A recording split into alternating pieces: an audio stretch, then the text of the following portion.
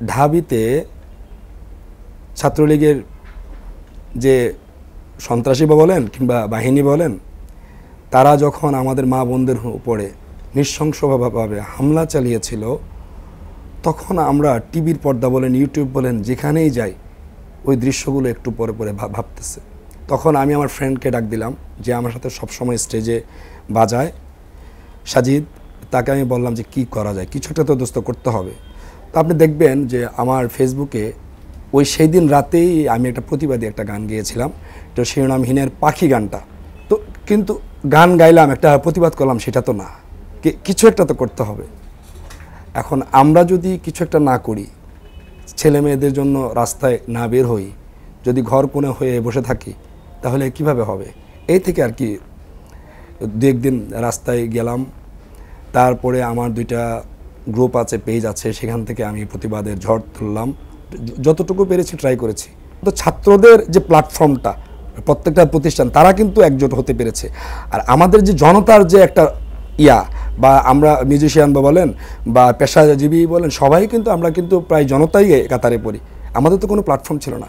আমরা তখন কি করতাম, মোবাইল ফোনে কানেকশন করতাম, অমুক যাবে কিনা বা বেরোবে কিনা, এটা একটা মানে জনস্রোতের মতো আর কি।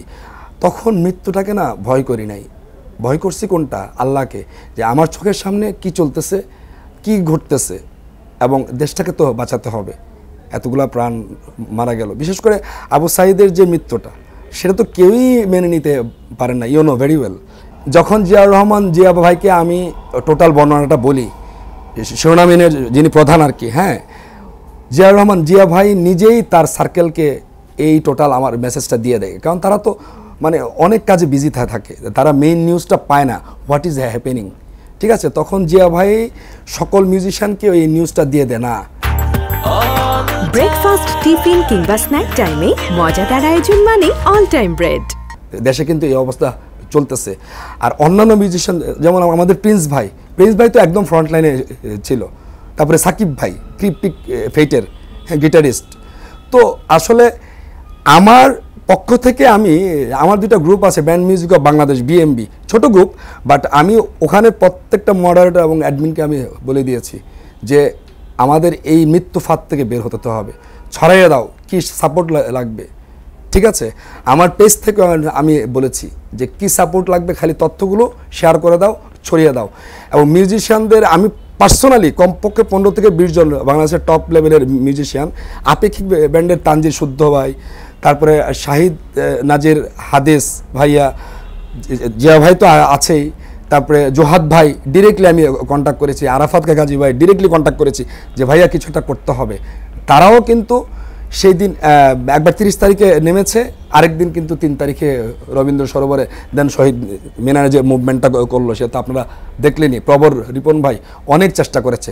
তো এই যে তারা যে রাস্তায় যে এসেছে, আমাদের মতো 2-1 জন মানে নিচু লেভেলের মিউজিশিয়ানরাই তো এই মেসেজটা তাদের কাছে পর্যন্ত দিয়েছে, এটাই তো সার্থকতা। মূল্যায়নের ক্ষেত্রে বলবো কি, আমি তো এমনি ওরকম টপ লেভেলে কোনো পদবি পাই না, আর সময়ও কিন্তু চলে যায় নাই। ইনশাল্লাহ হয়তোবা সামনে আমাকে মূল্যায়ন করতেও পারে। ঠিক আছে, আলহামদুলিল্লাহ, আমার বিশ্বাস যে আমরা ভালো কিছু উপহার দিতে পারবো। আর মূল্যায়ন করলেও আমরা থাকবো দেশের জন্য, মূল্যায়ন না করলেও থাকবো ইনশাল্লাহ। রোদ উঠে গেছে তোমাদের নগরীতে, আলো এসে থেমে গেছে তোমাদের জানালায়, আনন্দ হাসি মুখ চেনা চেনা সবখানে, এরই মাঝে চলো মোরা হারিয়ে যাই। তুমি চেয়ে আছো তাই আমি পথে হেঁটে যাই, হেঁটে হেঁটে বহুদূর বহুদূর যেতে চাই। তুমি চেয়ে আছো তাই আমি পথে হেঁটে যাই, হেঁটে হেঁটে বহুদূর বহুদূর যেতে চাই। প্রতিটি রাস্তায় প্রতিটি জানালায় হাসি মুখে আনন্দ ধারা। তুমি চেয়ে আছো তাই আমি পথে হেঁটে যাই, হেঁটে হেঁটে বহুদূর বহুদূর।